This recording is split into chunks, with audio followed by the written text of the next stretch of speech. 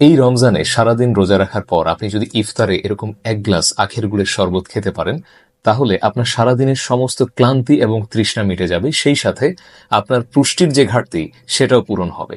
অনেকে এটার সাথে কিছু পরিমাণে বরফ নিতে পারেন, কিছু পরিমাণে লেবুর রস মিশিয়ে নিতে পারেন, সামান্য পরিমাণে লবণ ব্যবহার করতে পারেন, এতে এর স্বাদ আরো অনেক গুণে বেড়ে যাবে।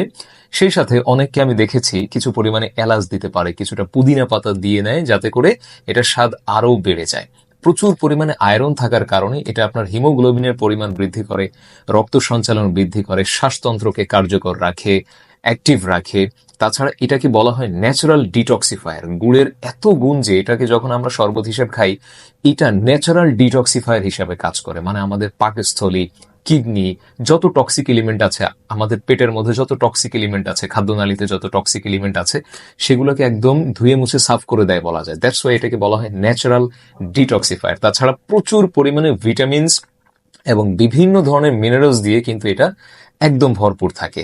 যাদের পেট ফাঁপার সমস্যা, বদহজমের সমস্যা, অ্যাসিডিটির সমস্যা, তারা কিন্তু নিশ্চিন্তে এই শরবতটা ইফতারে প্রত্যেকদিন খেতে পারেন। এই শরবতটার মধ্যে প্রচুর পরিমাণে জিঙ্ক এবং সেলেনিয়াম ধাতু থাকার কারণে এটা কিন্তু আপনার ইমিউনিটি লেভেলকে মারাত্মকভাবে বুস্ট আপ করবে। দ্যাটস আপনি সারাদিন রোজা রেখে আপনার মধ্যে যে দুর্বলতা চলে আসে, সেই দুর্বলতা, ক্লান্তি, তৃষ্ণা সবকিছুকেই একদম দূর করে দিতে এই একটা শরবতই কিন্তু যথেষ্ট।